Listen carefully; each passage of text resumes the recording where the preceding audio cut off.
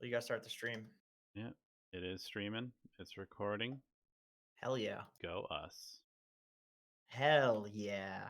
Yeah, boy. Yeah, Yeah, boy. have you seen Ozark? I have not. I haven't watched like any TV pretty much, except I started watching The Boys recently with Kat. I heard that's good. It's pretty interesting. I've heard from numerous people that that's good. I've been enjoying That's it on so far. that's on it's not on Netflix, right? It's on like some other platform. I think we're watching it on Hulu or Amazon Prime, I think. Oh, Amazon, yeah. Ellie's brother is telling us to do that. I'm not seeing this stream on here for some reason. I streamed to the wrong place. Maybe. Oh, good lord. Wow. Where are we What a joke. Where are we streaming to right now? Such a fucking joke. No, this is You're for live. streaming to like BTS or something like that from like when you were casting. They would never give me those access codes. Hey man, The nuclear they hand them out codes. to just about anybody these days. I was on there. They'll let anybody cast. Where I don't see the stream. Can you link me the stream Yeah. so I can link it in Discord? I'm having some real issues. Hey, it's cool that our last video did pretty well. The Skillshare one? Yeah, dude.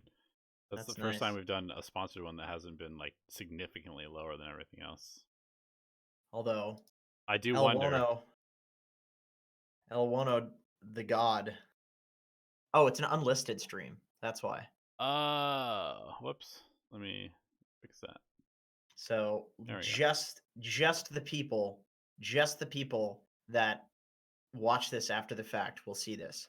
Fuck the live viewers. They're the worst. People who watch the VODs after are the best. Yeah, we are actually live in public now, so cool. Sorry, you didn't actually mean anything that you just said, did you? It was just a joke. It was just a joke. I was joshing it. Just joshing hard. Okay. Just a josh. There's plenty of joshing that happens around here in this community. Indeed. Okay. I will post that we're live. Dude, how's life been? We haven't talked in a while. I know. We keep saying that we should have meetings. We definitely should. Because I feel like, dude, have you seen? We have 223 patrons now. We're almost at 2,000 a month. Like, pretty nuts. We've got insane levels of support. Yeah, it is. What's crazy to me is not the money number, is just to think that there are, what is it, 200 plus people that pay us, that support us. It's so much different to take out your, like, it's a big commitment to take out your credit card and like support a content creator. That's like the conversion rate is not that good. Yes. Right? So it's like these are people that are super super supportive, which is nuts to think. Like most of the time when you look on Patreon, it's the amount of people is really low. Like it would be, I guess what I'm saying is it would be different if there was one guy paying us like $1,000 a month or something. Right. That would be more believable. Like 200 separate people have like made that commitment, which is super cool. Yeah. Y'all broke my Patreon cherry. That's good. That's awesome to hear. We advertise it enough, maybe. I wanna come up with something kind of next level. I feel like we're due for rework on some of the tiers. We got to kind of clarify replay review a little bit, unless we want to do like a second replay review stream every week to get to all the replays at this point, which might be smart.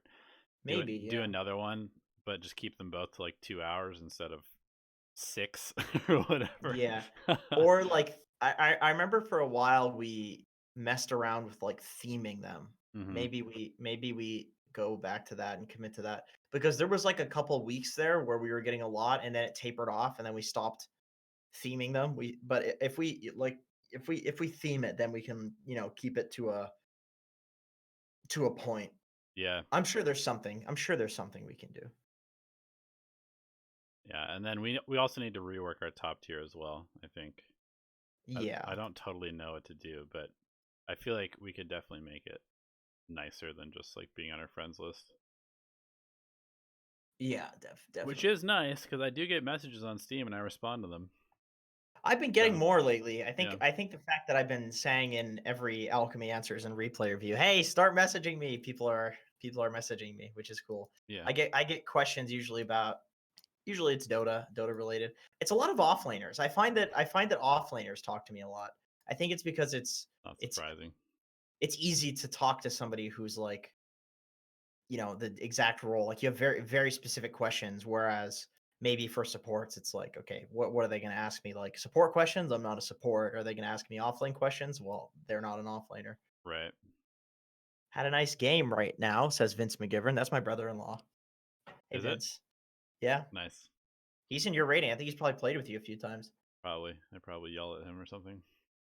Dude, Hawkillionaire, what up, dude? Oh my god. I forgot to respond to your picture of the I'm calling you out, the Pepsi Max. But I love that picture. It made me jealous because I can only get one at the grocery store. They don't let you buy two of them, so I was really jealous that you had four of them in your cart. Hawkillionaire is a Diet Pepsi fiend as well.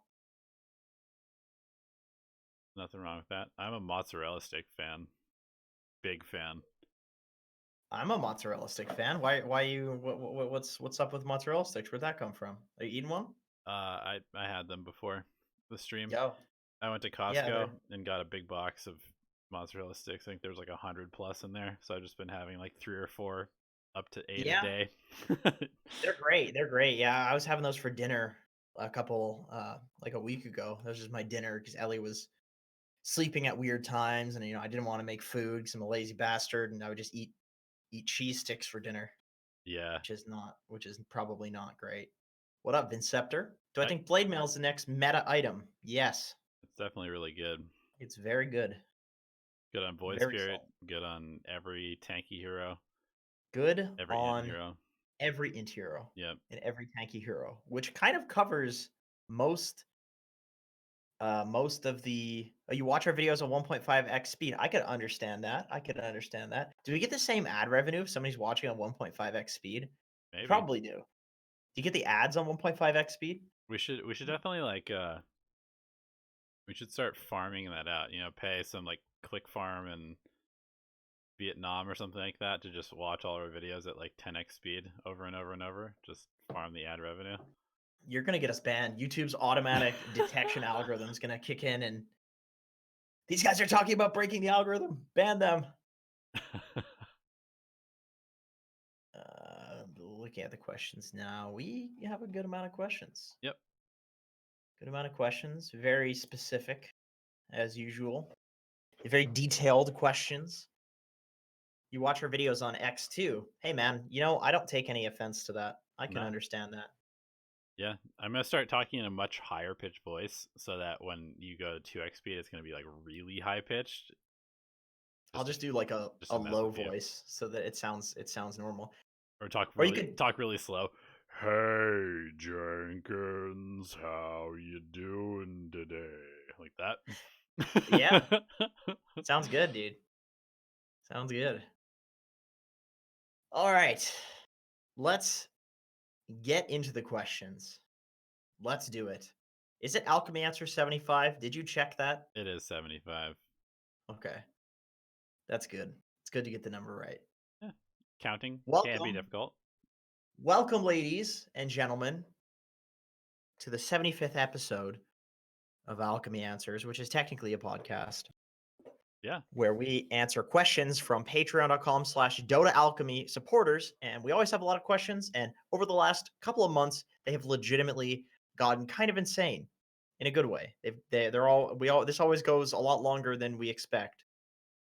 Yeah, we've actually gotten some really good content out of these streams now, I feel like, because uh just the questions are really, I feel like they're taking us up to the next level because they're asking like really insightful, Yes, exactly. We well don't need to do informed any things. work Yeah. because the people that are asking the questions are coming up with the really good content, Yep. which, makes sense. Makes sense. It's like they're the viewers, the people that consume the content. They know best what the best content is because they're the ones watching it and wanting it. So it makes sense. Okay. Anyway, starting with the questions. Cato Nuno, tell me if I'm mispronouncing that. I'm absolutely sure I am. Says this week I noticed that after the rank rules update around last month, region preferences were reset, and I was queuing into EU East, EU West, and Russia, and I could barely hold a 50% win rate, more like 40%. And it was mostly me getting tilted by crazy teams and binging. Okay. I could see how that would start a binge streak. Yeah. When I swap back to EU West only, I stopped losing. Have you ever noticed something similar to this? I find that regions take the game less seriously, or they don't speak English. Of course, Russian servers will speak Russian and tilt more easily. This is aggravated by the fact that I have a 65% plus win rate before that. Have I ever experienced something like that? I definitely have like a 20% win rate to Europe, but that's more so I would say Ping. the ping, and now also the ping tilt me, where somebody will be last hitting, and they just body you on the creep wave, and they act so cocky, and it's just like they're owning you in last hits because you're literally playing like 4 times the ping as them. I totally understand how Brazilians and Peruvians feel playing to US East now because good lord, it is frustrating. Somebody is like they play with this cockiness, and it's like, "You motherfucker, I'm playing on ping. That's why you're bodying me here, man. Come on." Yeah, I mean, So it tilts me. I have had a few games where recently where I'll be somehow just on a team that's only speaking Spanish. And I'm just like, why am I put on this team? I have English as my preference. I'm queuing on US, and for some reason, I'm the one person on my team who speaks English, and everybody else is speaking Spanish.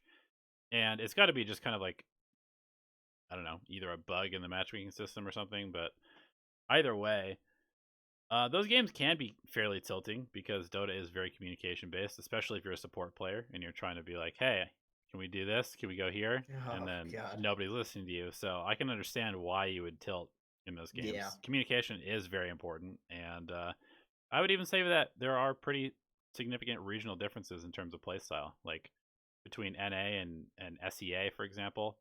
You've got one that's just like kind of slow and kind of like all about solo farm, whereas the other one is more about like solo outplay and aggression. And then you got like an organized game in China, and then in Europe it's fairly organized. But I don't know. I feel like there are pretty significant regional differences between the In different China, regions. they pick the exact same 10 heroes every single game. People are so try hard like that.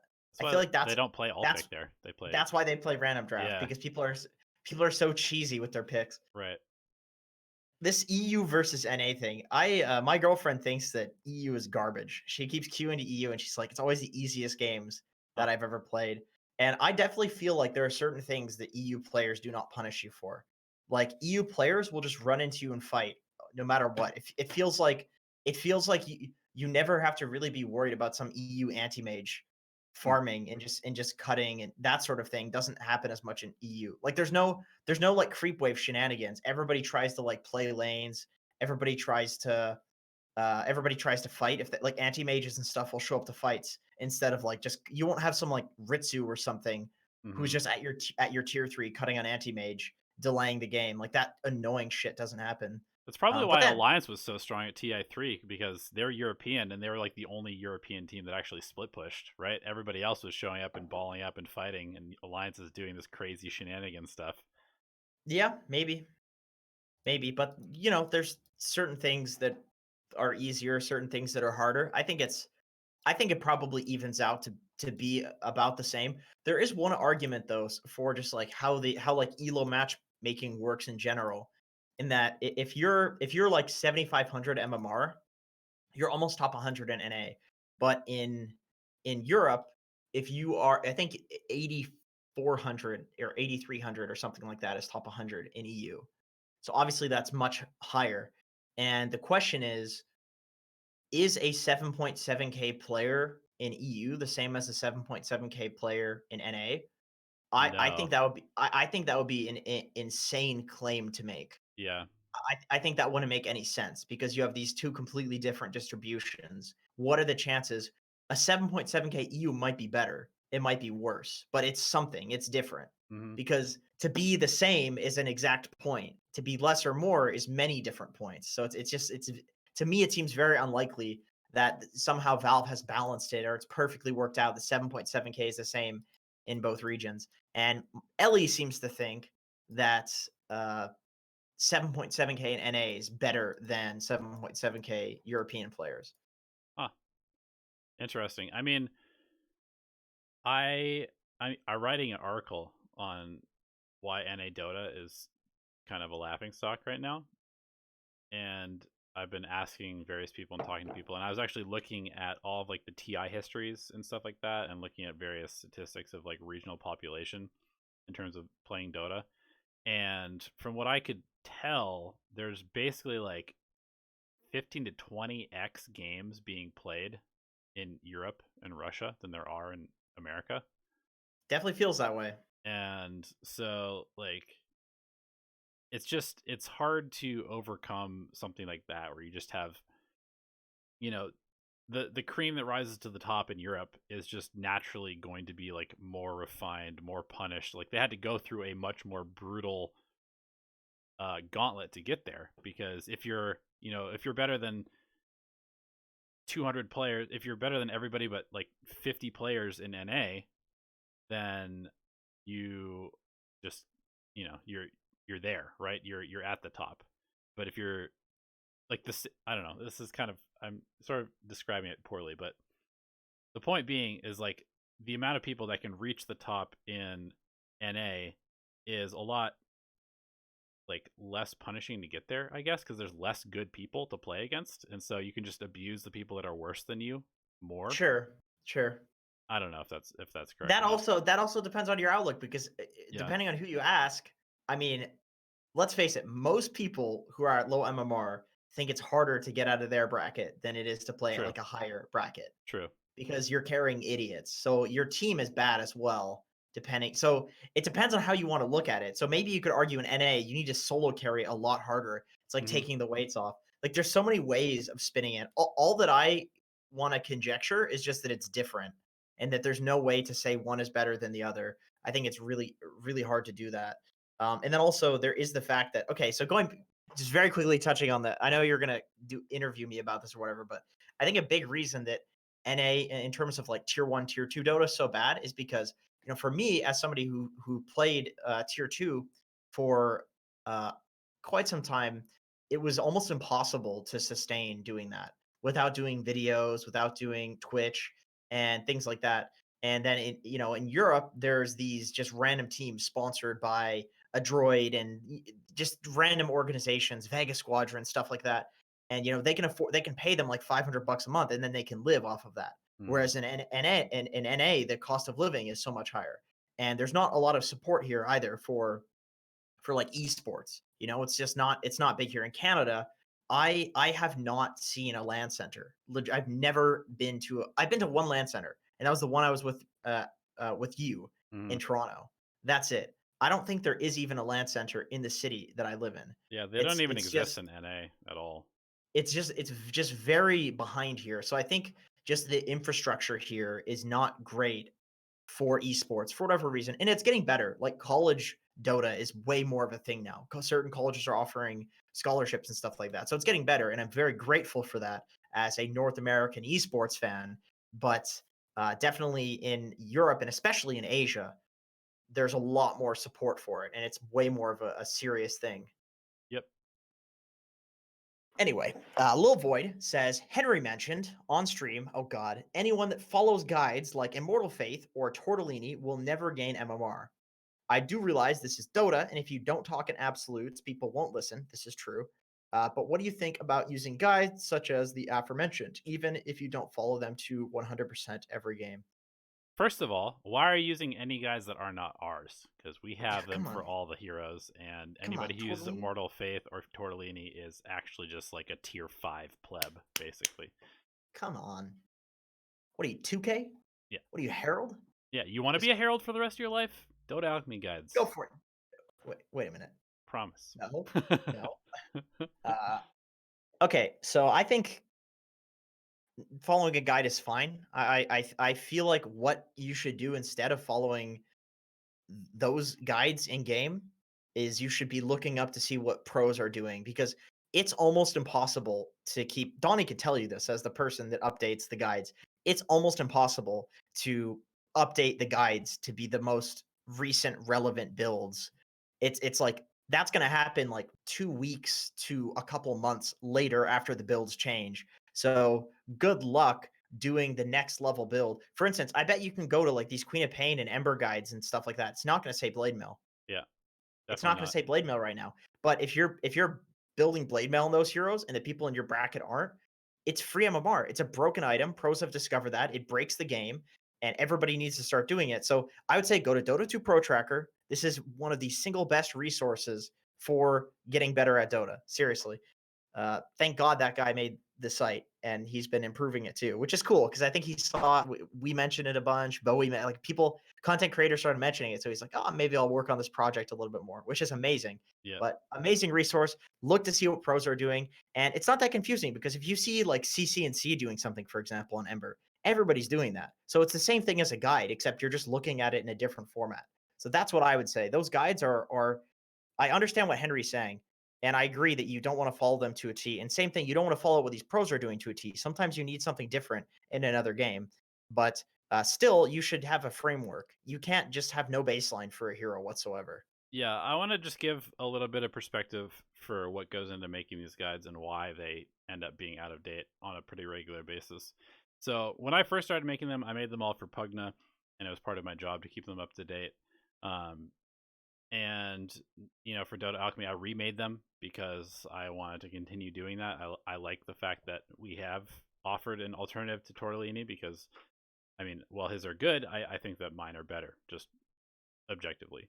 And the reason for that is because I literally, when I first started making them, and even to this day, I would go and look at every single hero individually, and I would go to Dota Buff, I go to Dota 2 Pro Tracker, and I would look at 8 to 10 different pro players, and I would look at probably 20 to 25 games for each hero. I wouldn't watch the whole replay, but I would look at the end screen, look at what builds they were going, look at the item progression, that kind of stuff. And I literally spent, I mean, I don't even know how many hours at this point, but every single hero I did this for. And every major patch, I would do that again. So, every 3 to 4 months, I would spend another 20 plus hours working on this. And so the fact of the matter is, all I'm doing is distilling all of the information that the pros are doing on Dota 2 Pro. It's not me. Like, people are like, why should I follow your guys? You're only divine. It's not me. I'm literally taking 20 of the best players in the entire world and their item builds, and then just kind of putting it all together into one item build that suggests, these are the options. And that's another thing that you need to keep in mind with these item builds is that it's going to give you, like 10 different options for aggressive items. Obviously, you're not going to build all 10 of them because that would be completely stupid. You're going to pick like one or two of the aggressive ones, a couple of the defensive ones, and maybe one situational. And that's how you have to use these item guides. As far as the skill builds, those ones, like, I put them in there because I just basically follow what the pros are doing most of the games, but I think skill builds are one of the most fluid parts of the entire game because some games you're like, hey, I could use an additional 5% lifesteal right now, or hey, I could use an additional, this percent farming speed, or hey, I could actually need my healing ward now and jug. But in this game, if I go 2 points in crit with a Mask of Madness, I'm going to be able to solo kill anybody. But if I don't go any points in crit in this game, it doesn't matter because all I need to do is sustain in lane. Like the skill build is so situational in my opinion that following those, I think, is probably a mistake most of the time. Basically, we both get what Henry is saying. I get Yes. where he's coming from. Yeah. I definitely get it. Slorical says, whenever I attempt to pull the big camp towards the small camp as a pos 5, it feels like it gets interrupted easily. How can I prevent this? Should I be stacking the small camp more? Most people do, honestly. Most people do, because what you're describing is a problem for everybody. Should I be doing something prior to the pull to increase my chances of success? Your core should. Your core should be protecting the pull. And that's it. Like, there's multiple ways of solving it, and you just want to look for one. If your core is a moron and not going to help you, then you want to stack the easy camp, or I mean, if your core is being an idiot, well then send double waves into the enemy team. Don't even stack the easy camp. I'd rather somebody pull than not pull. Also, could you talk a little bit about dragging the creep wave as a pause for in the offlane? I see people do it. Was it just is it just to send two waves at once? Why is it better than simply one wave like usual? When and why should I do it? Is it like an every game thing? What heroes is it better to do it with? Who should I do? Basically, you're wondering about creep pulling. Okay, well, with creep pulling, the reason people do the double wave now, the reason I do the double wave now, is there's a few reasons. So when you grab the second wave, you can pull in a way where they can't pull it to a neutral camp.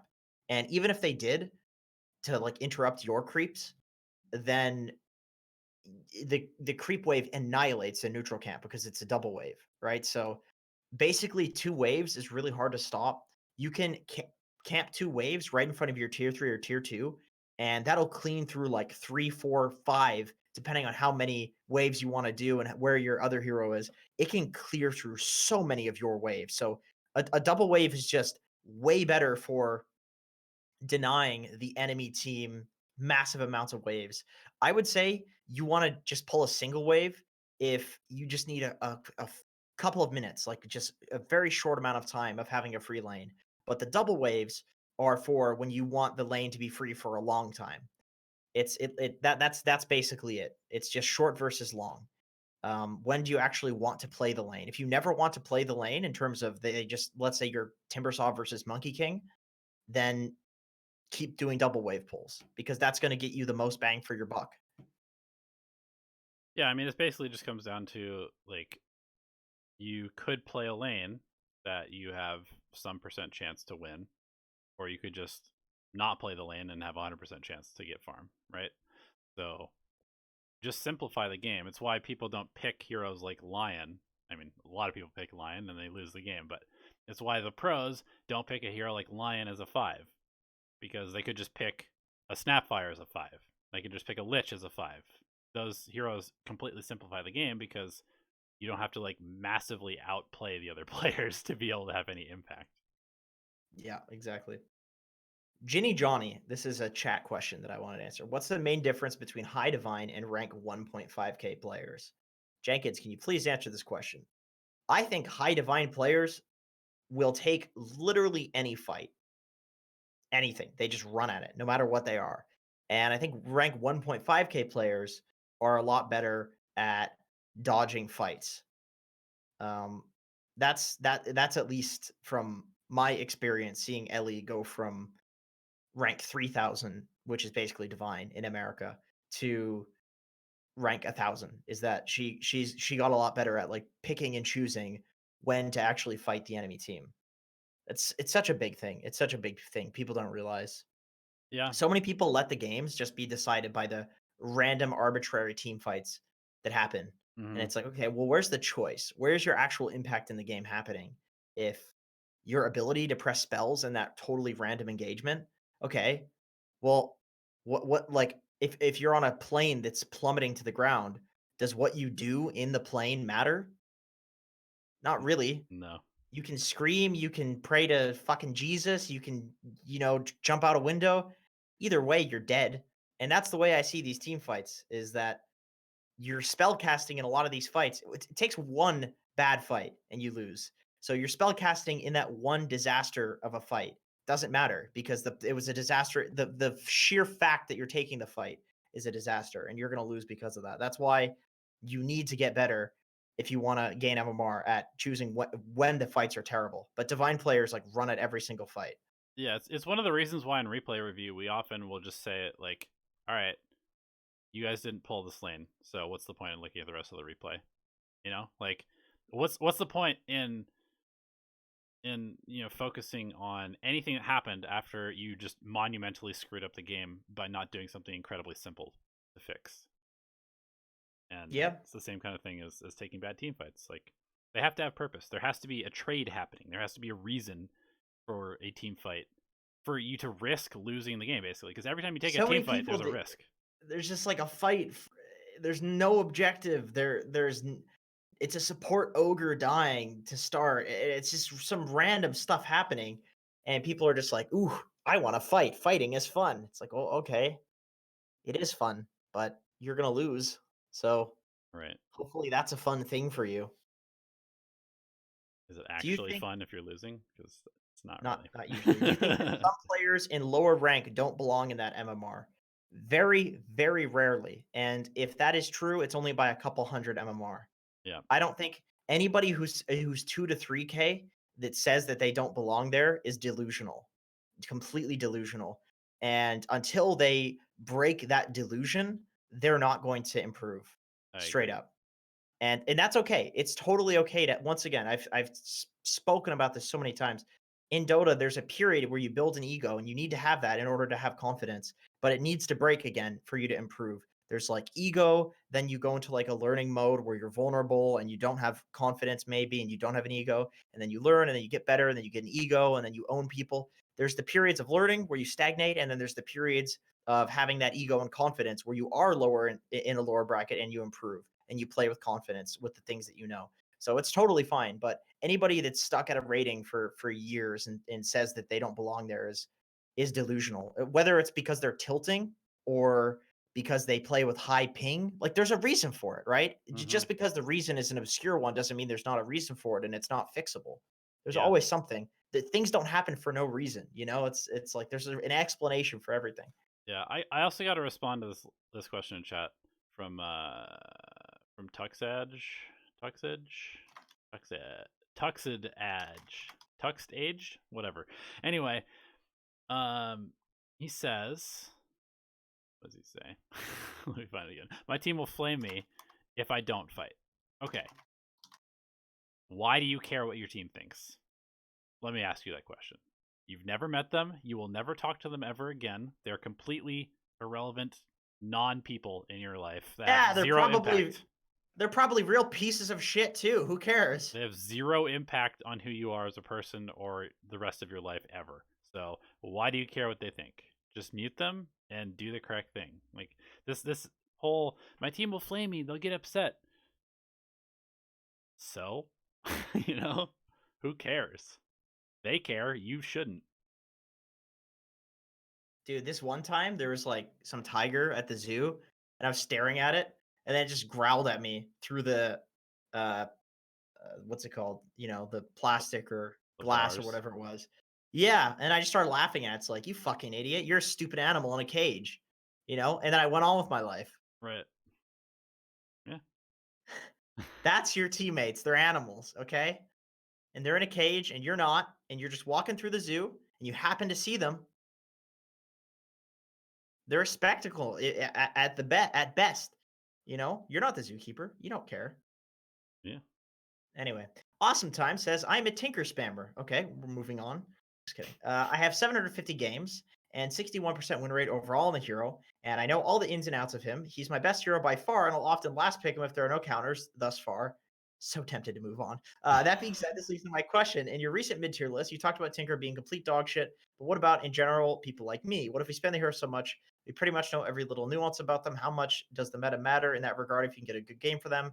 How much does a hero being bad matter in comparison to how well you know the hero? Am I griefing by picking my best hero just because he's bad in the meta? No. No, no, it's A- fine. With cheese picks, it's fine, I think. And I think it's like it's only bad if the hero that you spam is terrible against like 3 or 4 very popular heroes. Like if Storm was very popular, if Zeus was very popular and good, let me say. If Storm and Zeus and like Ember Spirit and one other gap closer, maybe Void Spirit, whatever, if they were all like being picked in every single game and you're just constantly picking Tinker into these heroes, that might be a problem. But Yeah. So I mean, the thing is with mid, you're like last pick, right? So right. it doesn't really matter what you pick as long as it's a free game for it. Yeah. So yeah, I think Tinker's fine. I think Tinker's not that bad. I think Tinker's actually not that bad. My big problem with Tinker is that if you get destroyed in the early game, TP scrolls are now 90 gold. So you can't do the thing where you would just farm by TPing to base, buying a new TP, rearming, and then farming like stacks. Because the Some amount of gold, you usually lose gold doing that. right. So before you would gain a bit of gold and you would get a lot of XP from doing that. And you would eventually get your travels. So if Tinker has a bad early game, it's so terrible now. It's so terrible. You need to stack. You need to prep for him. But his value does go up in like the late game. because of how much TP scrolls cost. And of course, Tinker makes it so that you don't need to spend as much gold on those, and enemy team needs to spend gold to go deal with Tinker's lanes and so forth. So Tinker is in it. He's in an okay place, I think. Also in pubs, I feel like any hero that just naturally kind of gravitates towards split pushing and like splitting up the enemy team is very high value if you're good at them. Yep, agreed. I think a lot of heroes that are popular can do that. Nature's Void Spirit, Ember Spirit, that sort of thing. Yep. Caesar says, I have 1,000 games with Pudge and over 60% win rate with him, and I always first pick him. So yeah, it matters more who plays the hero than if the hero is good in the current meta. Okay, that was just a response to Awesome Time. I think that's a garbage hero. I think somebody said who's worse, Pudge or Medusa. I think Pudge is the worst hero in Dota. I love that hero to death, man, but oh my god, is it bad. It feels so useless. Oh, I used one hook. Back to Fountain for me. All right, Bradley Dragon says, "You had your team yell at you for have you had your team yell at you for supporting?" Yep. Oh, okay, sorry. This is actually in brackets, which I think means he was responding to somebody else. Mm, Because he also said, "What fantasy world do you come from?" Okay, who knows? scrolling down. Lots of not questions, which is cool. People answering questions, so we don't have to do it. Okay, here we go. Fuzzy. While stacking with my man Mira, after we fed a few games and looked for good excuses, we realized that our focus is actually significantly worse when being on a full voice call. Yep. Okay, this is interesting. Our Yep. theory is that if you over communicate, your comfort play is going to suffer and it will be a bit like playing a new hero. I have seen that happen to other people as well. Our solution is to play without dedicated voice chat next time and see how it goes. What do you think about this effect? Do you ever feel like communicating too much has hindered your play? I I've love this. definitely, I love yeah, this. I have definitely 100% experienced this playing competitive, where the team is all talking too much, and legitimately the eventually the realization happens where everybody's like, okay, we need to stop talking. We need to treat this like it's a pub, because in pubs people don't talk that much. It's Hmm. usually just like, okay, I'm gonna do this. 5 minutes later, okay, I'm ganking mid, shit like that. It's Right. almost to the point where I've like considered coming up with some sort of automated or macro system for a team where you can put them in separate channels for laning and then only move between the channels when you want to communicate with the other lanes, something along those lines, or some sort of, you're in the same channel but you can communicate to your laning partner by pressing one hotkey or communicate to everybody by pressing something else. Just because like in the laning Interesting. phase you hear so much shit from your top lane and your bot lane, it's like, I don't care, I don't want to hear that shit. Right. But no, I definitely agree. Like I had like I was spamming games with Henry, I was spamming games with like a couple of other friends, and I felt like I was playing way better when I was in solo queue, and I was winning a lot more when I was in solo queue. And I think a big reason for that was because when I was playing with some of these people, I was focusing on like the social element of the game. Right. I You was kind of like, like talking shit and like just, memeing a little bit, like talking to them about random stuff during the game, not necessarily yeah, focus. Yeah. I definitely was doing that with Nusham today when we were playing Valorant together. And like the first, I was playing a couple solo games before I played with him and his friends. And I was like, I was doing pretty well. But my communication was like, hey, I'm smoking this. Hey, I'm going this way. Hey, they're over here. Last guy over here. And then when I'm playing with like Nusham and his friends, we're like, hey, let's go this build. Oh, look at this guy. I'm gonna go teabag him, and like just talking about random stuff that's completely irrelevant to the outcome of the game. And I definitely played way worse because I was just kind of like not caring. I was playing for fun instead of playing to win the game. I think yeah, yeah, yeah, definitely. And also, if you listen to any pro team talking, there's not much being said. Like watch True Sight. right. That's Ti. That is the most. When are you? What other situation are you going to say a lot of shit? Ti is like the place where you're going to kind of nervous talk, and even still, they don't say much, and it's all very basic communication. Yep. We can kill this guy. I'm coming top. Stuff like that. So yeah, I think over communicating is definitely a huge issue, and it's a skill to be able to keep it to a minimum while still saying the important stuff. Yep. Nugget says, I think okay, he's actually answering the question. So let's see. Loey Val says, I have a secret dream to learn to play Ember mid. I just love to learn heroes in and out and usually play only a few heroes that I'm comfortable with. I also currently play only position 3. For me, learning a hero takes way more than one patch, and thinking Ember stays relevant always. This is true. However, my mechanics are not pro level, and I'm currently Guardian. How difficult is Ember? Would playing Ember in unranked be fun at all? Or, dude, okay, Ember's just fun to play, period. Ember's like one of the most fun heroes in Dota. Yes, play Ember. Dude, Lowy Val, you can play Ember offlane, man. That's a legit thing. That's perfectly okay. You can Ember offlane. He's a stunner. He can be a tanky guy. There's like he can build pipes and vessels. Ember's so versatile. It's ridiculous. 100% play Ember any role. That hero's good in any role, maybe barring 5, but I think people have even played at 5. Yes, play it. Let's see. Somebody's a little salty about Tinker and Pudge. Too bad they deleted their comment. Oh, okay. What are some of the most common things that 3K players struggle with that if they were to fix / pay attention to them, they would climb in MMR? Wait, read that one more time. Sorry. What a 3K players struggle with that are common, and Oh, if they were to pay attention to them, they would climb MMR. So basically, what's the biggest problems in 3K? stop taking completely trash fights for no reason and get objectives after winning said fights instead of going and hitting creeps. Get out of the jungle. There are honestly so many problems at 3K. There are Yes. so many problems. After having experienced some of the lower brackets in unranked and so forth recently, I can say that 3K players are like bots. I would say just don't hit jungle creeps. Yeah. Literally, don't hit jungle creeps. Don't find some. If you're going to hit jungle creeps, do it on the enemy side of the map. And anytime you can hit a creep wave instead of a jungle creep, hit a creep wave. And that is legitimately 1,000 MMR. Because people don't do it in that bracket.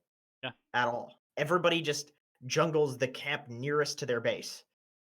And eventually the enemy team runs at them. The Wraith King runs in with a Radiance and 3 items. And then like, oh, nice. We won the fight randomly. Cool. We win now. Run at a tower. Probably after hitting a few more jungle creeps. So yeah, I would say don't hit jungle creeps. That's the big thing. Yeah, I actually want to answer this question from chat real quick, which is basically just how do you end the game? And I know that this is an extremely difficult thing for people to grasp below, below 5K probably. And it really just comes down to like you can be very aggressive and like pedal to the metal until the towers are down, but then once it's time to go high ground, you have to kind of chill. And I think that people don't have the patience to do that, right? They think that okay, we're winning, we can just win the game. Like no, you win, and then you use that time that you've bought yourself by winning the early parts of the game to just kind of like get stronger while the other team is not. And I think that sort of lull period where you have to like stop just diving them constantly. That does not happen in low rated games. That Right. lull period doesn't exist. Yeah, you have to just like sit on their high grounds, like in their jungle and in their triangle, and wait for them to come out and then kill them. You can't just go into their tier 3s, tier 4s. It's not possible. And so you have to, instead of being hyper aggressive and just going forward, you have to just kind of like control. You have to be passive, aggressively passive almost to some extent, where like you're keeping the waves in, but you're letting the enemy team make a mistake. And you have to just do this for like 3 to 5, sometimes even 10 minutes before you're actually strong enough to go high ground. Because, you know, it's very hard to go high ground in a tier 3s when you're level 11. You know, sometimes you have to be level 18 to actually do that. Sometimes you need a Roche and you need a BKB and you need auras and stuff that you just don't have at 15 minutes into the game because you've been owning so hard that you're ready to go high ground, but you can't. It's just not possible. The tower does like 2 heroes worth of damage to you, and that's not sustainable to push into. Yeah. Yep. A lot of I mean, just kill like a 15k gold lead before you go high ground. It's pretty easy. It's really easy when you have a tower advantage and a gold lead to just keep getting it. It's boring and slow, but you win. Whoosh bar. Okay, actually, sorry. I think Lil Void had another question here. Lil Void says, I'm currently 2.7k MMR and started playing seriously a year ago. Back then, calibrating Guardian 2 didn't feel so good, so I started actually trying to learn. I've climbed a bit, and it feels like I'm getting better. The thing is, I smoke hash pretty much every day and have done so on and off for quite some time now. So, my question is, do you think I could gain a significant amount of MMR if I stop smoking hash? I know you're not psychologists focused on cannabis's impact on the brain or anything, but it would just be funny to hear your theories. I have played Dota Stone before. I was fucking terrible. Like I can give you an example. So this is for me. I don't know how I think they've done from what I've read, in my brief studies of weed, is that it affects people's brains differently. Some people get Yeah. hallucinations. Some people get auditory things. Some people get anxious. Like so for me, it's bad.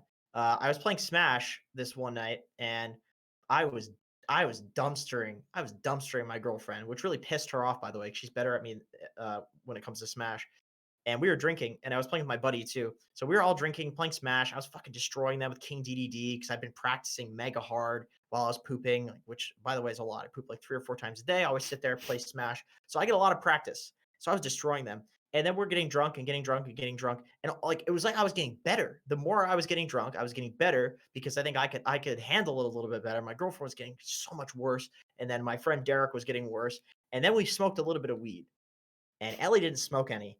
And Jesus Christ, she three stalked me like every single time, and I just did not want to play any. I was so slow. By the time something would hit me, and then a second would pass, and I'd be like try to move my guy to dodge it, or do my shield or something like that. It was like this delay that was there, and the alcohol did not have that effect on me for some reason, or at least I didn't perceive that effect with the alcohol. Maybe it just makes you stupid, so you don't see that. But with the weed, oh Jesus Christ, it was awful. And I try to play Dota Stone too. I sit there at the screen staring for like 5 seconds before I realize that the game has started. You know, I'm just thinking about like how do these people watch like My Little Pony? It's not even a good show. It's like late 2000s or something. So it doesn't, just some bullshit. You know what I mean? Like, and so, yeah, I mean, it depends on who you are, but for me, it fucks me up. No way.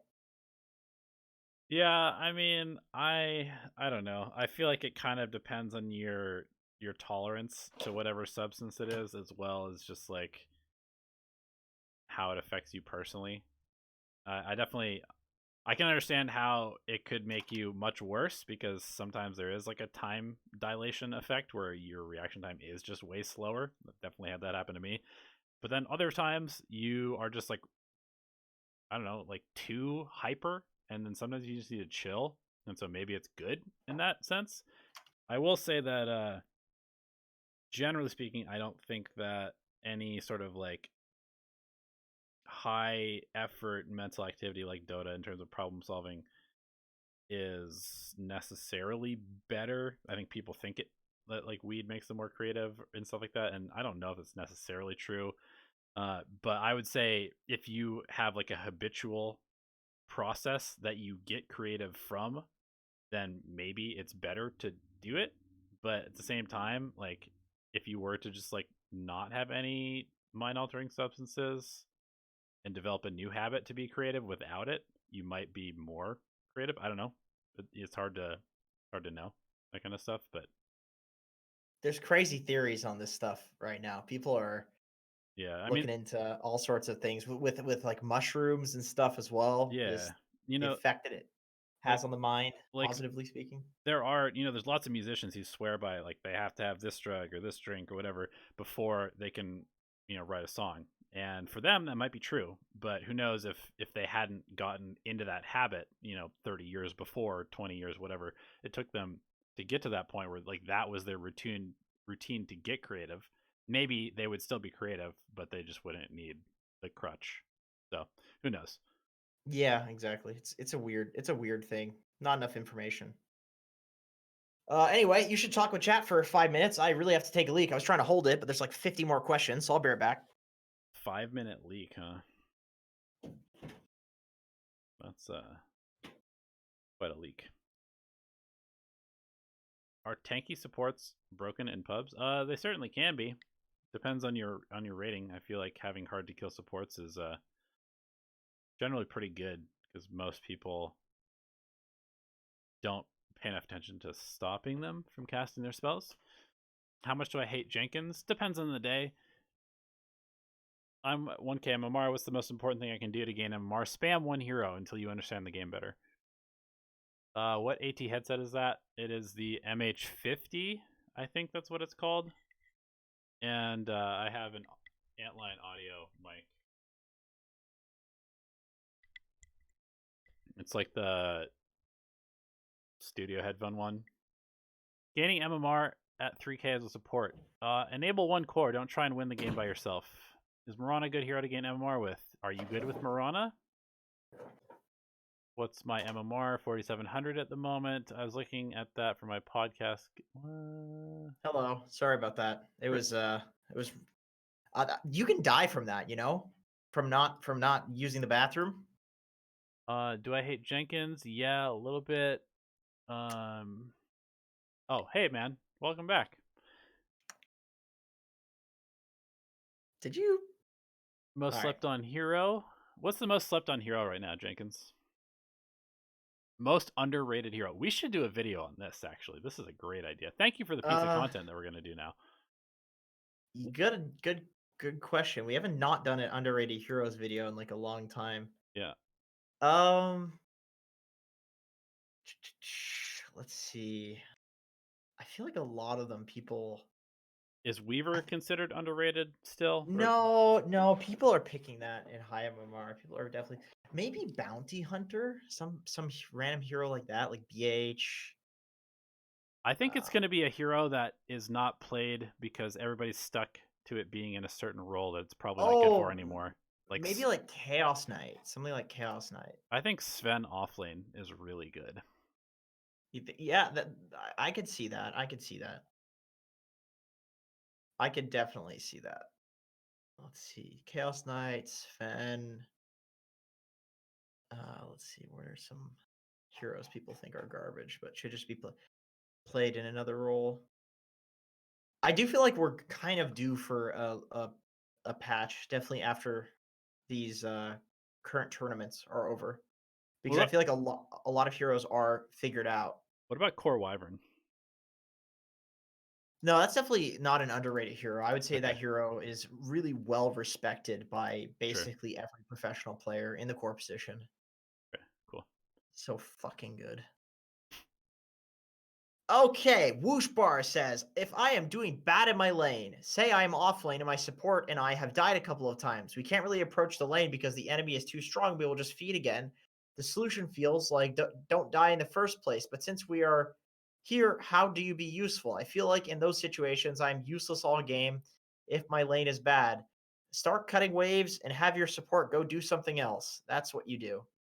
Yeah, if you go into a lane and you're supposed to do well and it starts off poorly, just go into damage like mitigation mode. Like don't continue to play the lane aggressively when you're behind all of a sudden. Like if you're supposed to be ahead to win the lane and you're behind, just stop playing like you're ahead. That's the biggest thing. Don't just run at them because you think you're stronger, but you're not actually stronger anymore, and feed. That's the best way to lose games.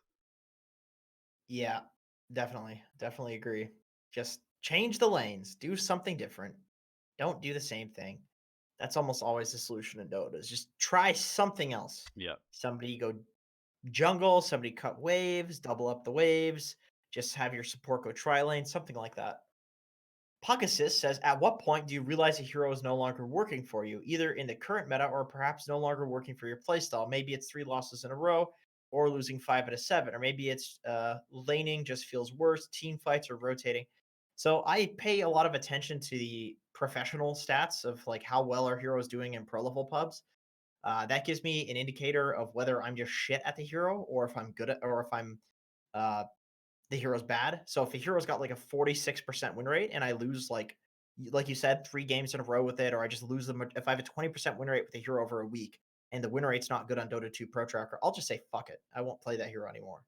That's kind of what my threshold is. But if the win rate is good, such as for like Beastmaster, the win rate was good and I had an abysmal win rate with it, I kept playing it to just kind of learn it and practice it and get a feel for how people played on the current patch. And then my win rate went up because I respect the stats and I respect that pros are winning with a hero and understand that even, as a 7K player or whatever, I'm still shit. There's still so much room to grow. I'm 7.7K MMR right now, and the difference between 7.7K and 8K is astonishing. Like 8K players are legitimately so much fucking better. Getting in 8K games, I embarrass myself. It is ridiculous within the brackets how much like a couple of hundred MMR can mean in terms of difference. So yeah, you might just be shit at a hero and it might still be good. And I wouldn't like chalk it up to the hero being bad quickly without checking the stats first, basically, I do of want to what say though the that best of the best are doing. some heroes just don't fit how you want to play the game.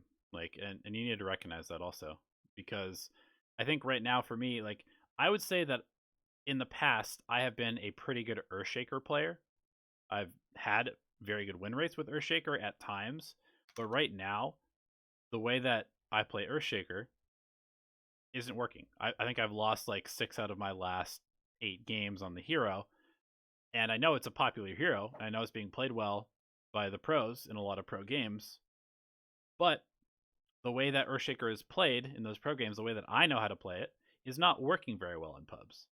And instead of playing Earthshaker, I'm now picking a hero that does fit the playstyle that is very prevalent in pubs, which is like not AFK farming for a blink dagger for 5 or 6 minutes. Because at least for me, this has been my experience. Earthshaker needs his team to give him a lane at some point so he can get a blink dagger.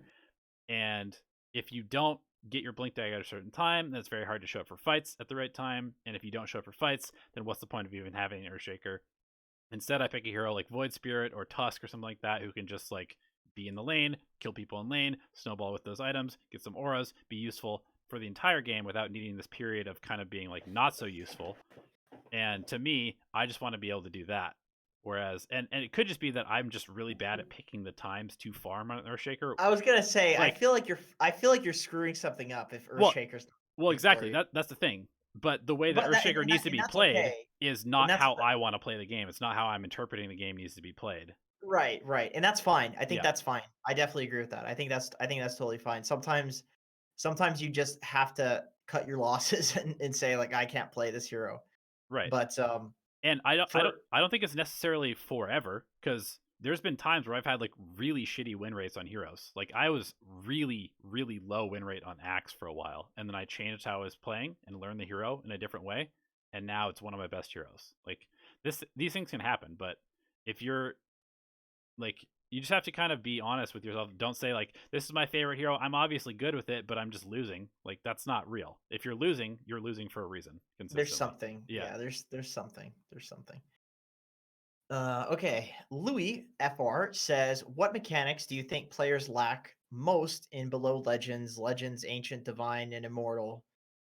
Um, so every bracket. Okay, we already kind of talked about a couple of these. We said Legends don't hit jungle creeps. Legends hit jungle creeps and nothing else.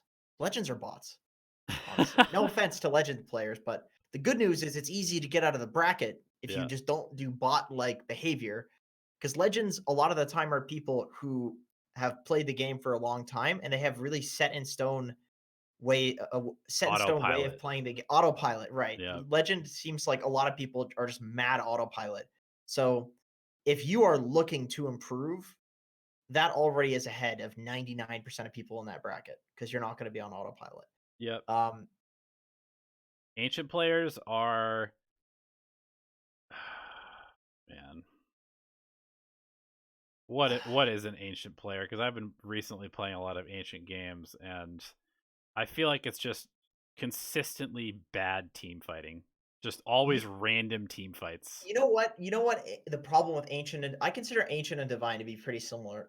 Maybe that's just some bias or I definitely don't think it changes until like maybe Divine 4 or 5, because 4 or 5 is yeah, like playing Immortal high games pretty divine. much. Yeah. Exactly, exactly. So like, I would say with ancient and divines, one of the biggest problems is these people have gargantuan egos. Yeah. These people, they know they're above average at the game. They know they're good at the game compared to the average person. But if you go to the gym once a month, you go to the gym more than the average person. For God's sakes, if you go to the gym once a year, you might go to the gym more than the average person. I'm not sure what the stats are. I think most people don't go to the gym, Yeah. you know? So it's like it doesn't make you an expert at the thing, but because they're better than average and they played for so long and their metal looks cool. I don't know what it is. People in ancient and divine are think they're really good, and so they don't look for mistakes that they're making, and they just blame. And there's this like plateau that always happens with these people. Whereas I think you go higher and you get to like rank 1,000 immortal players, they know how shit they are. You get to rank 100 players, they know how shit they are compared to pros. Like I saw this graphic on the Dota 2 subreddit of just the brackets and the what people think of the different brackets, and it's like legend, archon, whatever. It's like, wow, I'm just this game is cool. I'm bad at I'm so bad. And then ancient and divine, it's like that are like, oh wow, I feel like I know everything about this game. And then you go higher and higher, and it goes down again, Yeah. or you realize how little you know. The higher and higher you get, the more you realize how much more there is that you can do, and the little amount that you know. And I think that's very accurate. I think that's very accurate. And I would say to me, that's one of the most frustrating things about playing in Ancient and Divine is that people think that they're way better than they are. So they're super set in their ways and they're super absolute when it comes to I'm going to make the shitty play right now because my way of playing Dota is the best way. And it's like, okay, I'm sure you're not bad. I'm really sure you're not bad, but good God, dude, there are so many brackets above yours. Yeah, today I had I kind of hate giving anecdotes from my games because I feel like I do it a lot, but this one was pretty like exact example of what we're talking about, which is I was playing off lane and I got the lane to come in front of my tower, and there was like 3 or 4 waves coming in because I was an axe, and I said, "Hey Zeus, can you go do something else so I get solo experience?" And he didn't, and so then I asked him again, "Hey Zeus, can you please go? I need solo experience." And he didn't. And I asked him a third time, "Hey Zeus, can you please go do something else? I need solo experience." And he said, "Are you sure?" And I said, "Yes." And then at that point, the other support in the other lane was yelling at me on microphone, telling me that I shouldn't tell supports how to play support, and that Zeus needed experience and farm too. And I was just like, what is happening right now? Like, I'm actually winning the game. We're playing I'm allowing you guys to win the game by winning the offlane right now. And I was just being berated for playing the game correctly because this guy had a different idea and thought he was correct. And it's just like, Yeah. just why? Just Maybe that's the most frustrating thing. I guess I can give you something that's more like of an actual mechanic in the game that people don't do or a concept. And one thing that I noticed playing with like ancient and divine players is that ancient and divine players play a lot not to lose rather than to win. And ooh. the re- the reason I remember this is because I was on a Smurf, right? So this guy doesn't know that he's playing with somebody who's like 7K or some shit. So he's arguing like I'm in his bracket, Mm, which I totally understand. You're in a bracket, somebody says something, it's like, why should I believe you? You're my bracket. Why would you be right if you're in the bracket? So I totally understand. And I wasn't going to be like, "Oh, I'm Jenkins or I'm 7K or something like that," because that's right. that's just a real dick move.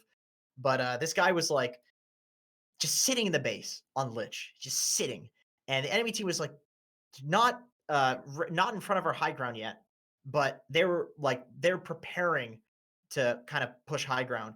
And basically what I saw was this guy just went AFK in the base and accepted the fact that we were going to be pushed into our base.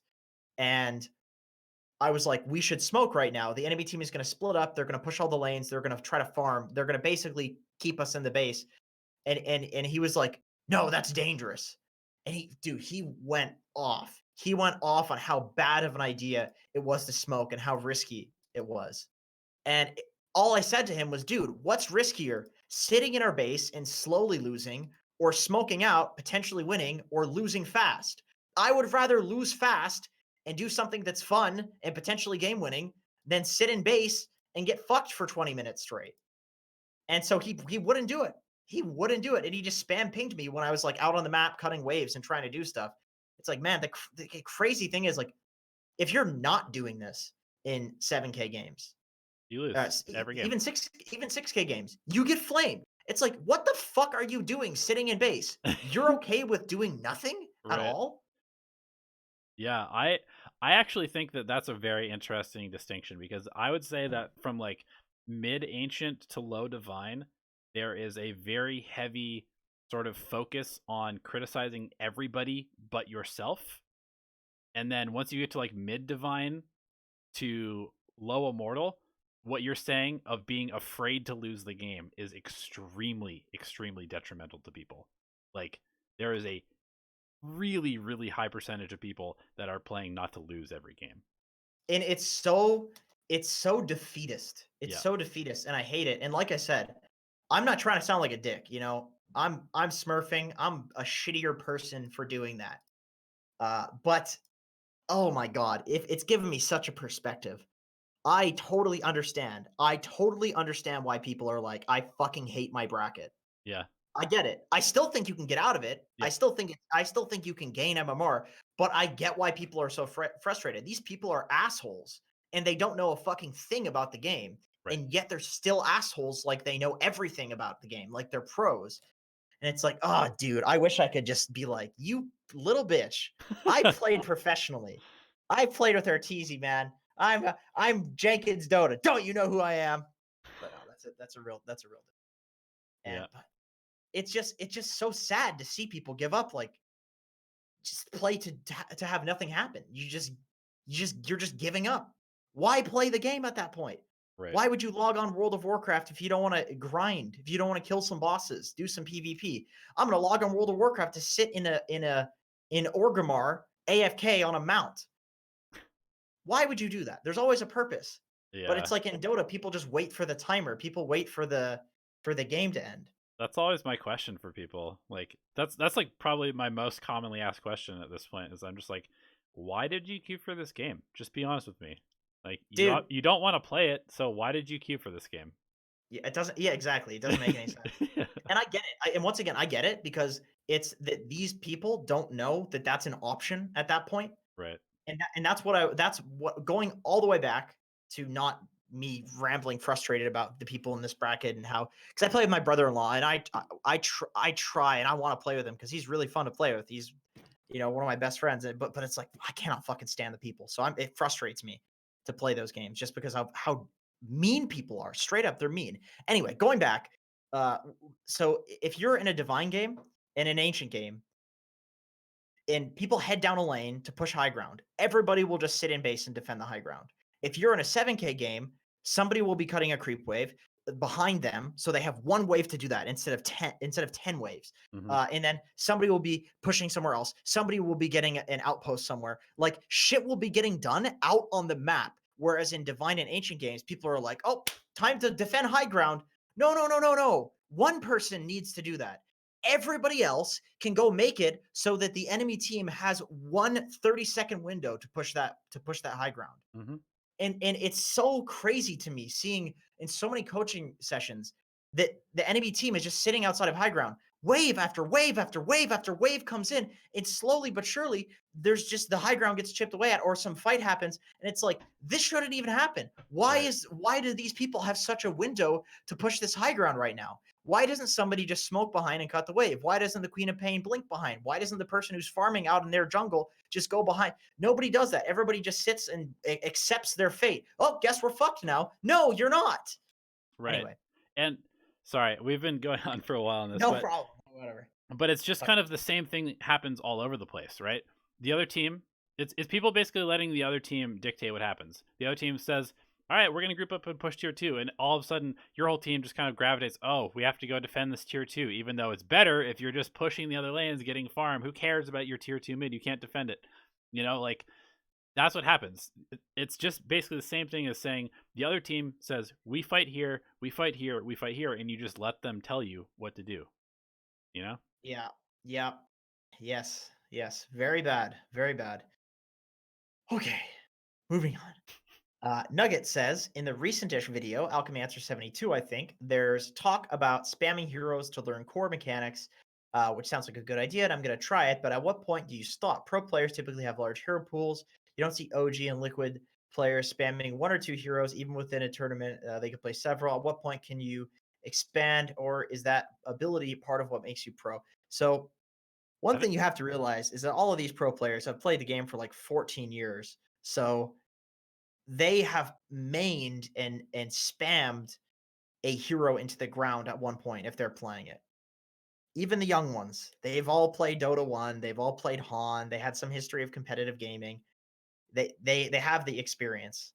yep. So yeah, you have to spam. At what point do you stop? Once you feel like a hero is second nature, and that if that hero that a hero that's simultaneously like overpowered and you've spammed it, if that hero feels like your absolute best hero and that you can just get free wins with it, that's when you can stop and just go back to it for fun or go back to it when you want some wins and then move on. But then when that hero comes back into the meta, you need like 2 or 3 games, so you're back up to speed on it. And then eventually after like it's a long time, I know, but after like 2 years of the meta constantly shifting, eventually you will have a really huge hero pool. And that's when you'll be like a 6, 7K player legitimately is if you can get 20 heroes to that point, Hmm. then no matter what the patch is, you will be able to play to an extremely high level. And that's when you'll be basically professional, semi-professional level player. And I know like 2 years sounds like a long time, but you'll if you truly are spamming heroes for 2 years, you could go pro if you wanted. I I mean, mean, you might fail at it, but you could try. here's the thing. Like, if you can get to let's just use Luki as an example, right? If you can get to 9K playing one hero, you can get to 9K. Can you get to 9K playing a second hero? Probably, but you'd have to then play that hero as many times as you played the hero that you got to 9K with, right? So if you look at somebody like GH, when he was on Liquid, he I love giving this example because it's one of my favorite examples of a pro player like Earth putting in Spirit? the work. Yeah, with Earth Spirit, where he was like, when was it TI7 when they won? I think he only played like Earthshaker and Coddle and like maybe two other heroes. His hero pool was tiny. It was not big at all. Baby Dick hero pool. And so during the off season between TI7 and TI like and the start of the TI8 season, whatever. I'm not entirely sure on this timeline, but something like this. He played literally like 70 straight games of Earth Spirit, and he probably lost like 25 of his first 40. Yeah. But Probably then more he than that. started winning, and now Earth Spirit is probably like his third or fourth best hero. And so suddenly he has this other hero that he can pull out in these pro matches because he's extremely good at it. So I also just think that what you're saying about, all these massive hero pools of pro players, even within the pro scene, there are hero pools that set themselves apart. For example, Mid One. Mid One is one of those people that you literally feel like you can just give him any hero and he's going to be fine on. And there are maybe two or three other pros that I can think of like that. Even Arteezy. It's like Naga every game, Terrorblade every game, Wraith King every game. Like within a meta, he'll play like two or three heroes and that's it. Yeah. Yep. Definitely. So yes, spam heroes. Okay. Scrolling down, there's a lot of discussion about this topic. If I missed your question, please flame me on Discord. Mira says, this may sound obvious, but what kind of niche does Earthshaker currently fill? I used to be a huge Shaker fan, but that was a few hundred of MMR ago, and I don't feel like I can have the impact on the hero that I used to. Heroes like Clock feel a lot better because they are strong enough to man up on enemies, while Shaker feels a lot weaker. Also, sometimes the enemy heroes are pretty beefy, and those games it feels difficult to make a difference. I think Shaker's kind of like a defensive hero on the laning stage. Whereas a hero like Clock is trying to be the aggressor, and Shaker can be an aggressor to some extent, but it's more of like you block somebody off and set them up with a well-timed stun to get a kill, and then you still need to find impact while you are trying to work your way towards like the big team fight ultimate, and at that point, you basically just become an ultimate. Like your point is to Yeah, like you have to just be very patient. Anytime there's a team fight that's about to go down, you need to find the perfect moment to land your Echo Slam. That's what the hero is. And like Right. you still want to land some fissures here and there, but you never sacrifice the other team knowing where you are, uh, like to land a fissure if it would make it so you can't land like the game winning Echo Slam. Right. That's the niche of Earthshaker. Yeah. You're also like I would say like if you need some chain stunning guy, he's really good for chain stunning people, ganking with teammates Yep. because you can fissure from fog and then enchant totem, and it's really good like setup. So Earthshaker's like initiator in terms of that for ganks, and then counter initiator for team fights, and he is like the best at it. So Yeah. I think Earthshaker is really good. I think I know Donnie was saying he doesn't like playing Earthshaker, I and like it. now I you're just saying haven't been winning with it. That's all. sure. So I think if somebody's incapable of winning with Earthshaker right now, it's because it's not being played right. Yeah. Because I think that hero is insanely strong. I think it's ridiculously broken. I think that there's a lot of fighting that's happening. I think Echo Slam's insane. I think in the laning phase, the way Earthshaker likes to play is perfectly fine. Fissuring waves is really annoying for the enemy team. You can do so much stuff with a creep equilibrium. But yeah, I mean, if you enjoy playing Clockwork more and it's more of your play style and you feel like it fits just what's required in your games, feel free. But I would recommend seeing what pros are doing on Earthshaker and seeing if you're missing any of that, and then giving it another try. Just because I think it's really good. I think it's a really solid hero, and it's always a solid hero. It's like the most picked hero at any TI. It might be the most solid hero in all of Dota. Yeah, it's extremely good. That's for sure. Real quick question from chat. DBY says, "What are the trademarks of the best support players?" I would say foresight is my number one category. My number one quality is being able to understand what is about to happen before it happens and position yourself, or ward or get resources, or make the rotation that needs to happen before it actually happens. Yeah, a lot of the time supports need to know about other roles. Like they need to have a very good understanding of the game in general because Yep. that's because the whole point, I mean, it's in the name. You're supporting these other roles.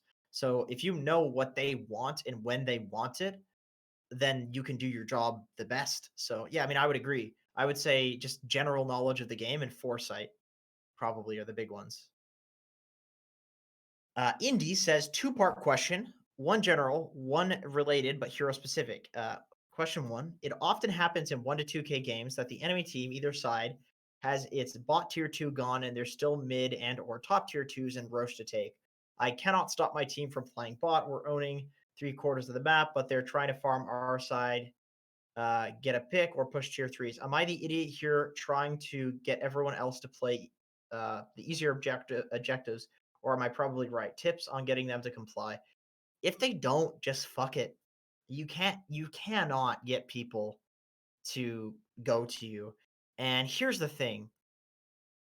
If you are playing in the enemy safe lane and it is the right place to play and your team is playing in your jungle, then either you get objectives there and you get tower damage there and you get farmed there because your team is making space or you're making space for them.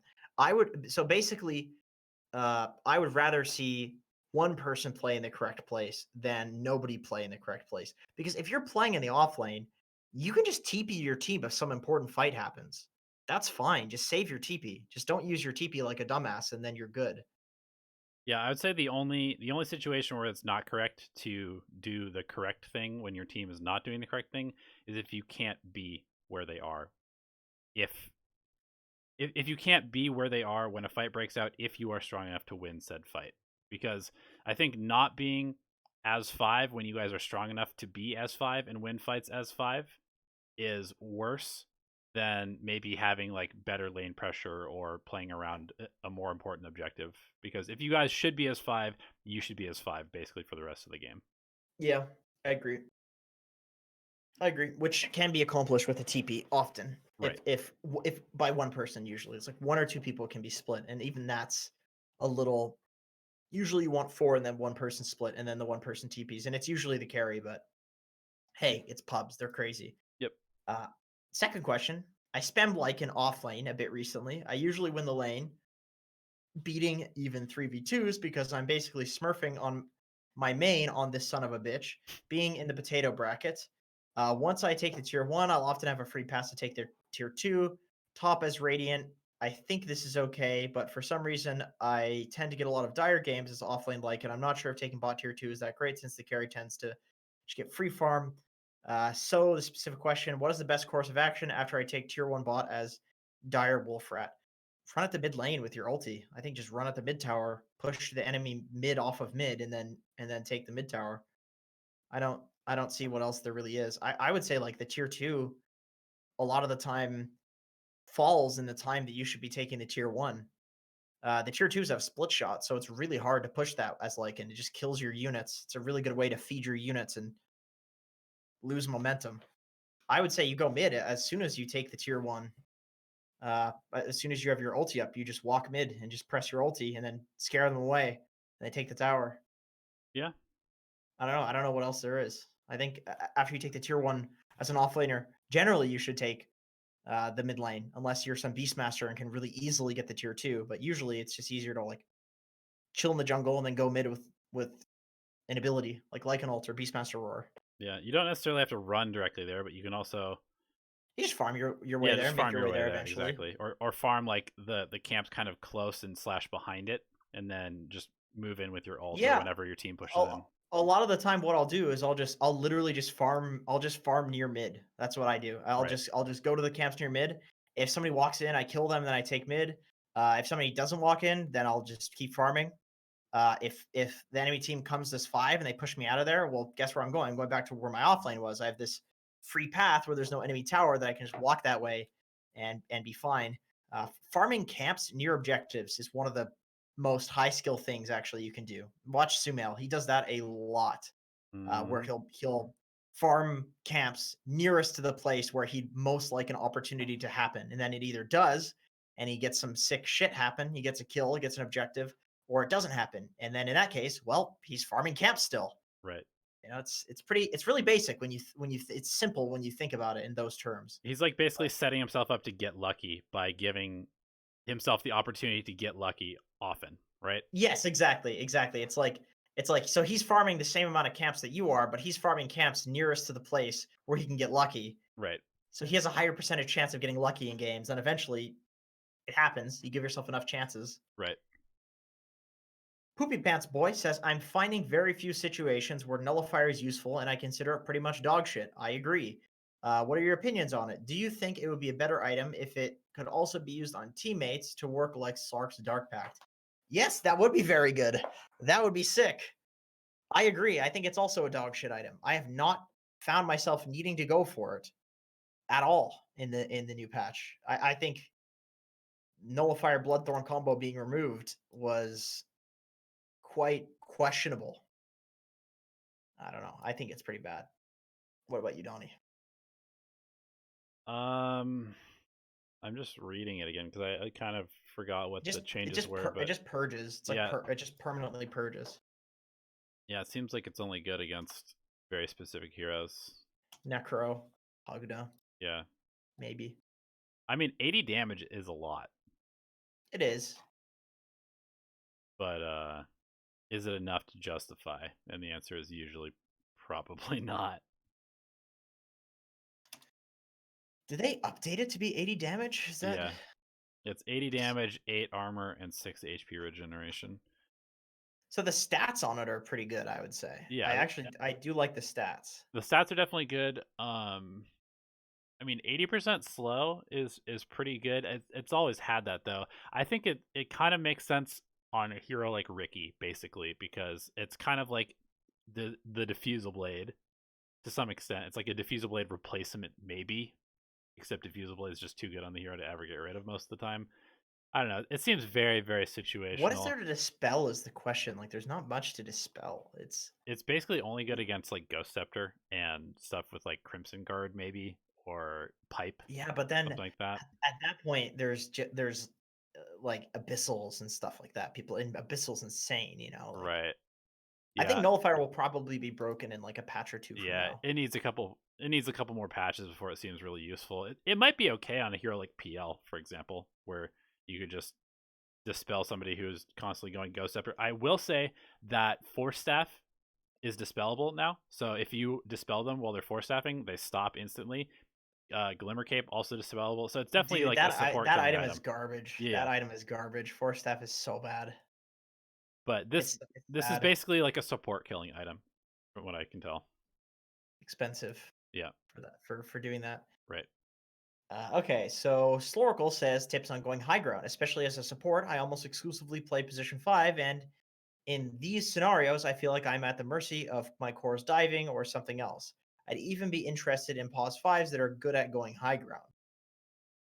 Okay, so how the hell do you high ground As a 5, as a 5? Jakiro Shadow Shaman. There you go. Pugna. Yeah, yeah, Jakiro Shadow Shaman, nice heroes for 5. Pugna's okay. That hero's broken. He's probably a fine 5 just because he's so busted. Yeah. I I think that Shadow Shaman 5 is actually pretty good. I think it's not that great as a 4, but think it's those are pretty good as a both 5. good heroes. Those are all really good heroes.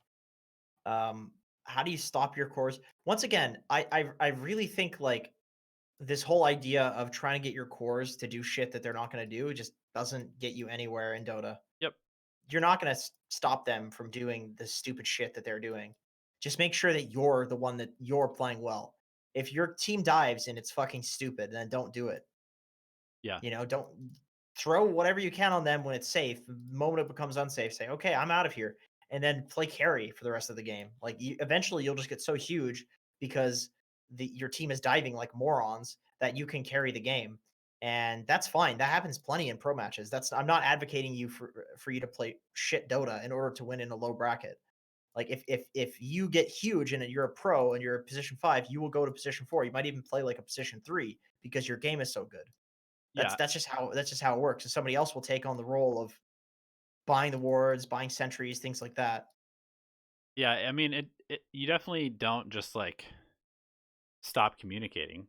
You can still ask people to come, but if they don't tilt and don't like Yeah, continue to ask them. Just do what needs to be done if they're not going to be there, and adapt to the fact that they're not going to be there. you're right. I agree. Like you can always try. I think you always start with trying, but Yeah. if they don't lose sleep over it. Once again, it goes back to that concept we talked about like in Alchemy Answers ago of 40% of your games are just going to be unwinnable, and to try to think about how could I have controlled my teammates in those games is such a waste of your brain power. You'd rather spend that energy on something else, like controlling the impact you are actually having on the game. Yep. Okay. Vrijvakten. Ah, for fuck's sake. You told me how to pronounce that last time. I'm not going to remember. Similar to my question from last week about picking offlane-ish heroes as support, Donnie, I have several hundred games on support heroes that I enjoy playing. Lion, sorry, Jenkins, I do not accept your apology. Lich, Jakiro, and my overall win rate on all three is mid to low 40s. I've gone from Legend 4 to Divine 2 this season. Congratulations. Stop picking Lion, you be immortal. And don't want to drop by trying to improve as 4-5, but I strongly prefer ranked roles to get a lot of 4-5 games when I queue for all roles to gain charges. My question is, how should I go about improving at a secondary role that I'm several hundreds of MMR worse at? Not really a fan of unranked/turbo since they can be more clowny, inconsistent. Yeah, I think those are dog shit. Then ranked. See, this is why people advocate smurfing, is that it's such a competitive advantage to have a smurf to practice on. Yeah. So, as somebody who hates queuing into smurfs and it pisses me off, I would say like smurfing is shit and you're bad for doing it or whatever. But then as somebody who also is very competitive and wants to get 8K and wants to play in that Dota league next year, possibly, I'm smurfing because I want to win on my main. I want to have my rank as high as possible. So You want to get people, picked up. I want to get picked up possibly. I want people to Yeah. look at my rank and be like, oh, he's pretty decent. I'll play with him. Boom. $3,000 in my bank account, possibly. A lot of money. Pretty Right. serious stuff on the table here. So, yeah, I would say I would advocate go for it. Smurf. Whatever. It's a competitive advantage, honestly. If you don't do it, other people are going to. Until Yeah. Valve takes a 100% stance on this and bans it for everybody, you either do it or people are going to do it to you. It's some Yeah. prisoner's dilemma bullshit. I don't think betraying somebody's cool, but you throw a prisoner's dilemma in front of me. I've taken math classes. I know the person that betrays takes an advantage. I'm going to fucking betray. I know Yeah. the prisoner's dilemma. So yeah, go for it, dude. I'm advocating smurfing officially. Yeah. Valve, please make an official statement and ban Smurfs, and then I will say it's don't do it. Yeah. Alternatively, you can do what I did and lose your sanity for a month and figure out what your second best role is, and then play that. But you'll probably lose a lot of MMR. Like for me, I told you about the spreadsheet that JCJ helped me make. Dude, I've I've gotten how many games? 167 games since the 17th. So almost a full month of playing, and I was down about 600 MMR about the midway period, and now I'm back up about 600 MMR. But you know what happened? If I look at my games, I've got 63% win rate as a position 5. I've got 43% win rate as a position 4. Got a 50% win rate as position 3, 40% win rate as position 2, and 30% win rate as position 1. So you know what I'm going to do? I'm going to queue for 5, 4, and 3 because that's going to allow me to have permanent role queue tokens, and I'm always going to have a winning win rate with those 3 combined. Like if this data were to continue going forward. My 4 win rate is a lot lower than it should be, in my opinion, because I was picking all sorts of random heroes, and now that I've zeroed in on like the 3 or 4 fours that I want to play over and over, it's gone up a lot. So I would say that if I just play 5, 4, and 3, like for the next 3 months, I'll probably gain about 1,000 MMR because I'm no longer picking 2 or 1 and losing tons of MMR in those games. I have similar win rates on the shit rolls. Very bad. I have like 20% win rate as mid. It's not good. It Yep. is not. Anytime somebody's trying to put me mid, I'm like, I'll go mid, man. I'm not trying to throw this game, but Yeah. it's also throwing by me going mid. Yeah, So exactly. you guys probably want to give me off lane. Exactly. I'm not saying I'm better than you. I'm saying you're better than me at mid. Yep. So yeah, okay. So answering the question, going back, I would definitely advocate just smurfing to learn stuff. Or commit to lose a bunch of MMR. That's also fine Yeah, if you don't care. either one. You have to. There's no other. There's no other options though. Unranked is a joke. You're right. It's a complete joke. Nobody takes it seriously. I've been playing a lot of unranked lately. Yep.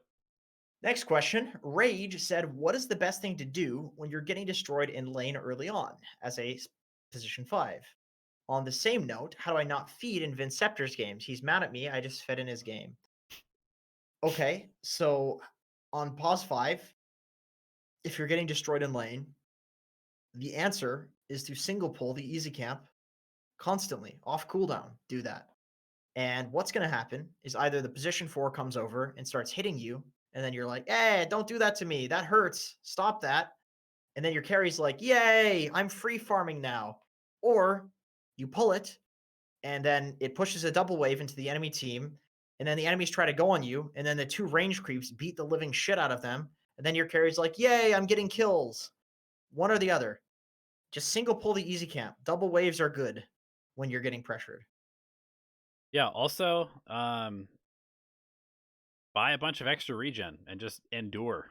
Like, stop thinking about winning the lane and just Oh endure the yeah. punishment. Like, there's a reason that rope-a-dope is known as like one of the greatest tactical wins of all time in boxing because it was literally just Muhammad Ali letting somebody who is a much stronger puncher than him wear himself out by just taking a bunch of punishment, but like reducing the effect of it by sitting up against the ropes and letting the ropes absorb a bunch of the damage as well.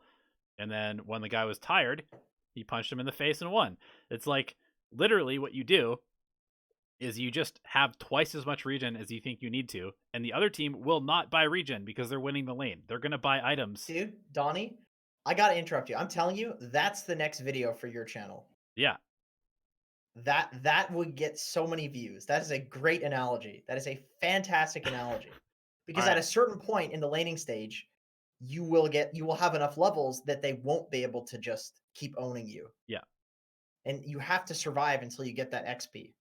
But that's a good analogy. There you go. That's your video. All right. I'll do it. I'll do it. But I'm going to finish the analogy first because I want to finish this thought. So basically what's going to happen is the team that's ahead will not buy more regen because they're winning. They're not losing their regen, but they will lose the regen over time. And if you have twice as much regen as they do, your regen of your twice as much will run out at about the same time as their regen will run out. And you might even have extra because you should still be trying to take trades with them, knowing that you have all this extra regen in reserve. And so by the time you have burned through all of their regen, they will have, maybe they'll have phase boots and a bracer and part of a vanguard or something like that. But you know what you'll have?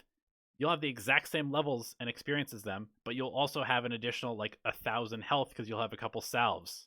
So you can just take a trade with them, and then you use your salve, and then you take another trade with them, and then you use your salve, and suddenly you have full health and they have 20% health. And even though they've been owning you for 7 or 8 minutes, they have to leave the lane and you don't.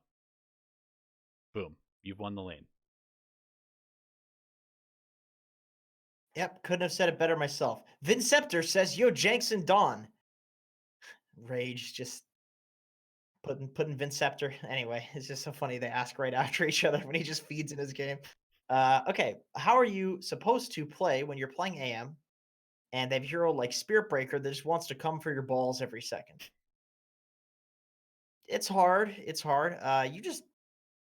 It's harder. I mean, it's definitely that's the thing is it's harder. You just split push in ways where you show for a second and then TP elsewhere, or you let them charge you, but be so far away that it's not worth it for them to go on you. Like Yeah. if you're on the opposite side of the map from the enemy team and Spirit Breaker charges you, do you give a shit? He's gonna show up and you're like, all right, I got bashed once. Time to blink away. You'll be fine. If they rotate everybody to you, then you blink away, TP out to the other side of the map, and then all of a sudden you just did your job as a carry. So it really just comes down to basically doing the regular carry thing, except it's your mistakes are amplified in these games. Because if you ever are wrong about them not being on a certain side of the map and the Spirit Breaker charges you and people are there, you feed. So basically, in those situations, you just have to be really confident and in your ability to read where the enemy team is. And just be really careful about it. That's all. That's Yeah. really the only answer. Basically, instead of caring about the Spirit Breaker, I think you just care about where the other heroes are because a Spirit Breaker is not going to solo kill an anti mage. Never going to happen. So if the other heroes that can follow up after the Spirit Breaker charges you are there on the map, then you're fine. Spirit Breaker can charge you all he wants, and you can just blink away, and no problem. But if the Quap or the Sven or whoever else is also missing, then you should probably pay attention to that. Yeah, that's definitely more important. I fed, he fed, we both feed. They're both just big feeds happening in these games. Sparky23 says, "When I was playing Position 1, how do you make space for yourself in lower ranked games? There are weird scenarios where I find myself running around for 1 to 2 minutes without any gold gained because everyone's running around, wave clearing and farming jungle. Sometimes I walk towards a lane. Someone TPs and clears the waves. Oh, fuck, that's annoying. Clears the waves that I was supposed to take. Sometimes even communicating doesn't work, but sometimes I end up stealing a win by turtling the whole game. I'm pretty sure it's more of a low rank thing, but are games like that pretty much a lost cause? How should a pause one itemize in scenarios where the gold is going everywhere but your direction?" Just keep looking, Well, man, and get I, there I would, faster. Get there faster, yeah, dude. exactly. I would say it's very rarely the case that there actually isn't gold on the map in Yeah, Dota 2. Very rarely, especially in a 3100 MMR game. yeah, I guarantee you that I could, if you could give me a pinpoint a specific situation where it looks like there's no farm, I could point you to a camp or to a lane that's free. It just requires you to, I would just say, go into your replay of a game where you felt like there was no farm and pause the game at a certain point and really theory craft. Okay, where is their farm? Where is nobody farming? And how could I get there? Sometimes you need to smoke. Sometimes you need to quelling blade through trees. You need to get creative. But carries, really good carries, will get creative because even if there is farm on your side of the map, you should be taking the most aggressive farm possible. yep, So that's why really if you're playing carry right, then it shouldn't matter whether people are stealing your farm or not because it should be the same farm that you're taking. yeah, Otherwise, if you can't take aggressive farm, which I think most of the time you can, and usually people just aren't being creative in their solution for how to get to that aggressive farm. Right. If you can't, then just go literally hit the creeps, the same creeps that your people are farming. Then they'll get pissed off, they'll leave the lane, and then good job. You basically just got your wish by bothering them. Yep. Agreed. Yeah. I mean, Okay.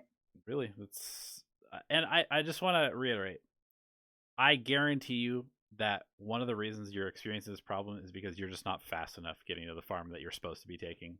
Like most of the time that a carry has gotten upset at me as a support for pushing a lane is because they were AFK hitting creeps directly next to our base when they should have been pushing the enemy creeps into their base. And it's like, well, if you were here, I would not be taking this farm, but you're not here. So I'm taking this farm. Yeah. Yep. I think that's pretty reasonable. Sparky23 says, ooh, another question. I love the emotion. Just writing, ooh, capital O, lowercase o h. I can hear the inflection when I read it. Or is it How do or I is it a protect? sexy like ooh? Ooh, no, that would be like O-O-O-O-O-O-H. Okay. Ooh, with like a one uppercase O in there.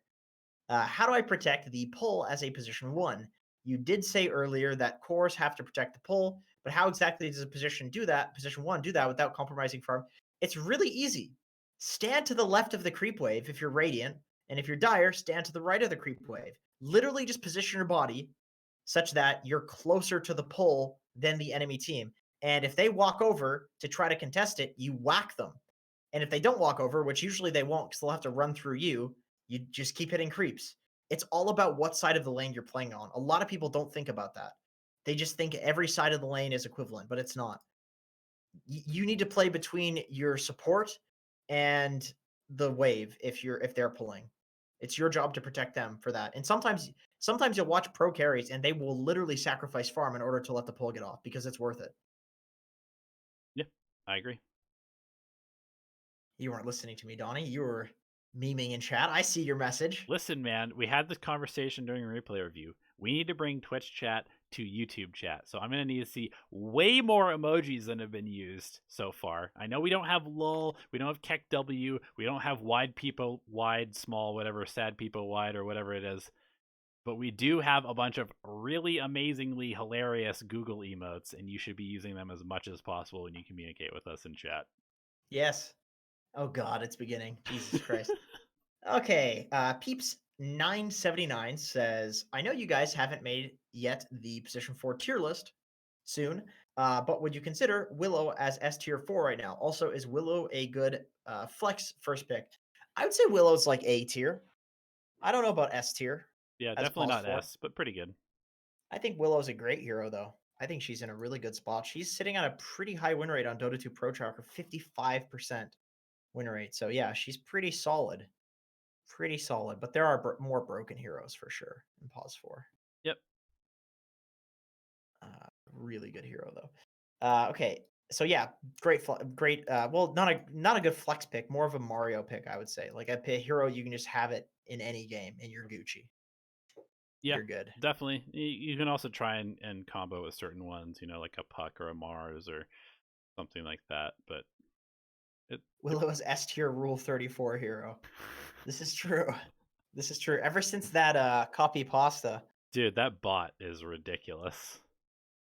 Which bot? The oversight bot. Oh, is it any time that Willow is mentioned? No, it's anytime somebody says Oversight. oversight or greatest oversight in Reddit, it has a I different copy see. I pasta. see. Yeah. I see. That's a good copy pasta.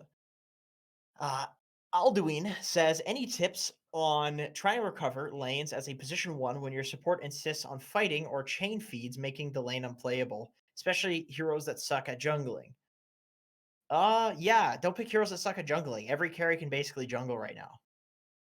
I feel like what carries suck at jungling that are good right now? Anti-mage? That's kind of the only one that I can think of. I don't even know if I would recommend playing that hero to win in most brackets either. I would say just pick Wraith King, TB, Naga, PL, and go hit jungle when your support's being an idiot. And then it's fine if they're an idiot, because if they're being an idiot solo in a lane, 1v2, well, that hero's supposed to be feeding anyway, right? So you're turning their feeds into something productive. I think you have to jungle. If you can't jungle, God only knows. God only knows what you do. Go pull yourself. Be the support until you can jungle. That's it. That's it. Are you memeing in chat, Donnie? Oh, sorry. I had my mic muted. I've been talking for the last 2 minutes. I was just going to say that Professional. Ricky is kind of the only one that I would consider to be a good carry that can't jungle right now. And if you're ever in that situation where your support is just complete trash, just support yourself. Like, even if it means that you have half the farm that you would normally have in a good game where you're being supported, it's better than having no farm. Better than having to jungle at, 50 gold per minute speed Yeah. than the alternative, right? There's no like magic button. There's no golden ticket. If a lane's not being supported by a support, then a carry has to do it because there's a reason that everybody does that. It's just mathematically very efficient. So if you need your offlaner, if you need to as an offlaner go support your carry, probably fine. Well, okay, that's a very extreme analogy, but you get what I'm saying. Yeah. It's very important. Yep.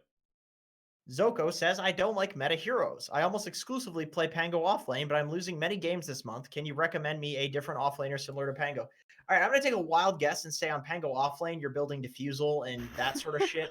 And that's probably why you're losing with it, because it's actually a good offlaner if you go for Vlad's, Pipe, Greaves, that sort of thing. Yep. But with that being said, if you want something that's similar to Pango, well, he's just like a team fighting Void kind of Spirit. very active. Yeah, Void Spirit's good. Sand King. Let's see. I just recommend that you play mid instead. is my advice. Clockwork. Clockwork is like Pango. You just fight off cooldown with your hook. And don't kill creep waves, kill heroes. Although Pango can kill creep waves. Yeah, I'll give you the advice that Gunnar gave to Luki Luki. Play mid. Because you're playing carry / mid from the off lane otherwise. Well, I think you can I think you can just build offlane items. I don't know why people are so. This is the thing. I don't know why with certain heroes people are so fucking obsessed with going certain skills and items. Like for a long time, I saw people play tiny offlane, and everybody was like, "Oh, Jenkins, tiny offlane is so bad." And then they go like Blink Echo Saber, and it's yeah. Do you ever go Beastmaster Echo Saber? Like, who plays offlane and builds an Echo Saber? But it's like, oh, it's tiny. You have to go Echo Saber. And I remember there was a patch there that I had like an 80% win rate with tiny offlane because I was going pipe and Vlads and stuff like that. And then people would go on me in fights and I would survive it because I had 4,000 HP, 20 armor, right. and like shitloads of resistances and super fast. And it's like, oh, how do we kill this guy? You can't because I have actual offlane items instead of an Echo Saber like an idiot. So I don't know. I feel like Pango is one of those heroes that people obsess over going like the exact same item build right. in every game, and it's just there's so many other things you can do with it. Vessel, Vlad's, Crimson, tons of shit. Yeah, people are still going like Battle Fury Rush and Ember Spirit and losing. Pros don't know how to play this hero. This hero's bad. Yeah, it's like, okay, well, there's a reason that they're going for like Spirit Vessel instead of Battle Fury now. I found the same thing was happening with Boots of Travel Ember when that hero 1st was super popular. Was that everybody was going bots, and then it was bad, and people started picking it and going like phase, and then it was good. But then people in pubs kept going bots and being utterly useless because it gives you 0 stats, costs a shitload of money, and gives you like nothing. For people like lose lanes because they wouldn't have right. phase and wraith bands and things like that because they just straight save for bots because that was the original build. Because it's more fun to do that build. Right. It's more fun but less game winning. That's always the problem is when it's fun but not game winning. Then Right. everybody gets stuck to that build. It's like people that refuse to go treads first on anti-mage because they want to rush the straight battle furies. They just want to hit creeps as soon as possible. It's like just because you impulsively feel the greed to do something doesn't mean you're going to get away with it. Right. Because you will it to be okay. You know, you can't make something that's happening not happen because you want it so badly. It doesn't work like that, unfortunately. Yeah, I completely agree. I mean, it's everybody just builds damage, right? Because they just want to kill people. They don't want to do anything other than just like kill people in team fights.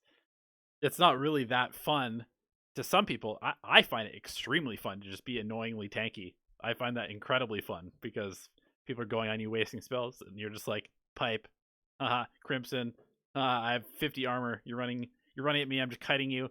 This is super fun for me. But most people think that's boring because they're not like there's not like a big red number that says 1500 damage. There's no rampage at the top of the screen. Like, no, I just absorbed 73,000 damage this game. How about that? That's like 80% of the damage that was done to our team. Can you say that? Nope, but you probably don't care. I can. Yeah, That's what I do. That's what exactly. I do. Yeah, run and feed. That shit's fun, man. It is. It is. I enjoy it. Crave says, this is not a question per se. I wanted to let you guys know that since I subscribed like 2 weeks ago, I gained 600 MMR. Hell yeah, dude. I love these positive reviews. And now I am 4 wins away from reaching immortal for the first time ever. And your content is specifically how to tie every lane / when to creep cut videos have been a big part of it. Keep up the good content. Hell yeah, dude. I love the positive reviews. So, Please recommend my coaching, coachbin.com/Jenkins. Hell yeah. $50 an hour. No problem. I'm just kidding. I'm not doing coaching right now, but me neither. please, Taking a week please, off. please give me money for things. I require money By the way, and good positive reviews. we're 25 viewers away from 500. Share the stream. Get more people in here. Let's fucking go. Let's get Have we 500. ever? We've never Have hit we? 500 before. No, I don't think so. We're getting there. We're getting we're there. close. I wonder if it's like if you get to a certain threshold, it starts pumping you up to like people who don't play Dota, or I don't know, maybe shares to people who aren't subscribed. I have no idea. I don't know Yeah, we'll YouTube. start getting featured on PewDiePie's content. That would be dope. Hell yeah, dude. Okay, Crave also actually did ask a question. Said, "Are you guys going to make an advanced creep cutting guide? I would love to see that." Maybe, maybe. The thing is, this is like just a YouTube general thing. With very specific content, it doesn't tend to get a lot of views, even though it would be very useful for people that are, because this like creep cutting thing is only very high MMR players care about that, or people who are like specifically looking to learn. Most Dota players are pretty casual compared to like people that watch our channel. People that watch our channel want to get better, but that's like 10% of people, and then even of less of a percent of people are offlaners, and even less of a percentage of people than that are people who care about creep cutting. You know what I mean? So it's Yep. it's a weird. You could title and thumbnail it correctly for sure, but that's definitely a big influence on, just being totally real with you. That's a big influence on what determines the sort of content that we make, is just based on, you know, paying rent and stuff like that. Like what can appeal to both people who want educational content and casual content. That's why I love doing the Herald video. I feel like that's like the perfect medium if we Yeah. could improve on that. I mean, if I were to go back in like our old YouTube videos, like a year ago or something like that, there are some in there that I would consider to be the best videos we've ever made. And you know how many views I have? Dog. 12,000, Yeah, dog shit. 9,000. Like, but they're so incredibly important to being good at Dota, but nobody sees them because nobody's clicking, nobody's searching for those terms, nobody cares enough about the game, or people do, but not enough to make it possible to get to the top of the algorithm, which is kind of all that matters in terms of getting our The stuff out there. algorithm. Yes. Moo Meadows or Feed. Is that a Fortnite reference? I don't know. Moo Meadows? What is that? Moo Farm is from Mario Kart. Is that oh, it is Mario Kart. It is Mario Kart. It's I recognized the what's it called? The name, but I wasn't sure. I fucking hate Moo Meadows, dude. That shit was so hard. You run into the cows and stuff. That's so annoying. Okay, anyway, it's been so long since I played Mario Kart. What a great game. Ola is so good. Ola, homies. Recently, I have been picking beefy lane dominating style offlaners, but I sometimes feel like the lane still goes south rather quickly, and I end up being the one getting bullied. Are there any ways to help regain the aggressor position in the lane? Not usually. Not usually. Usually, when you fall off as an offlaner, you can't really go back to being aggressive unless you have people behind you. I truly feel like I'm doing something wrong here, but it could also just be how aggro carries tend to be in my bracket. I feel like an extra creep to them sometimes, where the enemy position 1 and 5 both run me down a lane and constantly go as far as diving to kill me. Love you guys, by the way. XOXOXO. Thank you. Many exos back to you. My mom always does that. She writes the X, just the X's though. She's like X X X X. It's like, mom, don't say that to me. You I don't know what that is. I think basically what it comes down to is something we've already kind of talked about, which is that if you are in a lane that is not beneficial to you because you're not having a good time, you can just avoid playing the lane, and that's what you should be doing. So don't just continue to play into a lane that's owning you. At the creep wave, go jungle, push the wave out, go jungle, that kind of stuff. Pull. There's a lot of options. You never have to play a lane that's bad. Yeah. Never. Agreed. Agreed. And yep, the way that you come back into an aggressor position is by cutting the wave and farming neutrals as well and getting a huge net worth influx from that.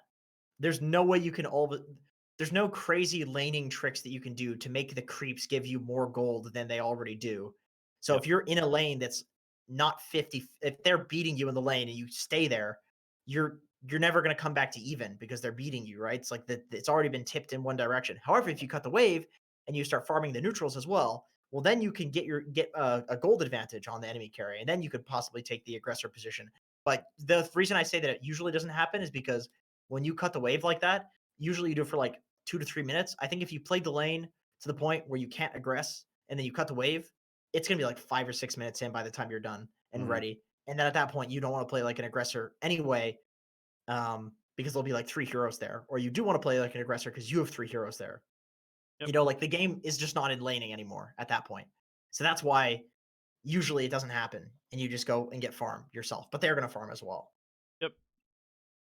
Garuda says, was trying to learn Queen of Pain based on your tier list and watched 3 top 100 replays, but they were all position 4 or 5. Yeah, people are doing that a lot now. They built Basilius into Vlad's, Bracer, and Blade Mail and took the 10 strength at level 10. Is this viable? Yeah, definitely viable. Queen of Pain is great in every role. She's ridiculous. Dude, Is it a good early pick that can flex mid or support? Yes. and I just want to say, like, that concept that's happening right now, where they take a hero that does nothing but output damage, and then they just build tanky items and take the tanky talents. There you go. You've solved the one issue she has, which is that she's squishy. She's a glass cannon, and then you solve the issue of being a glass cannon, but she still does all the damage that she already did, and you have a broken hero. Like, that's generally how Dota works, and that's why we continue to harp on it. Just build a BKB as a carry. Just build a BKB as one of these heroes that like cannot do anything without a BKB. Most of the time, a hero that needs a BKB already does all the damage necessary, right? PA. You don't really need anything. You do 400 damage crit, 400% damage crits. You can build like BKB, SNY, Satanic. 3 very tanky items, 3 very survivable items, and you're still going to end up critting for over 1,000 damage. Yeah. Blade Mail, ridiculous item. BKB, ridiculous item. That's the thing, is like these heroes are just broken. Their spells are just broken. All you need to do usually is pick up one thing to nullify that, and then they're just insane. Yep. Jenkins, you beautiful hair. Vince is still being really mean to me for feeding. Your hair is very beautiful, however, Jenkins. Oh my god, please keep giving me these hair comments. Dude, my dad is like, you need to, son, you need to cut your hair. You need to have a respectable looking head. My dad always made me cut my hair when I was And growing up. then I get these comments. People are like, dude, your locks are flowing. And it's like, well shit, I can't cut it now. People are making I don't get compliments on anything else. What are people gonna say? My eyes are nice? That I have nice cheekbones? What else is there?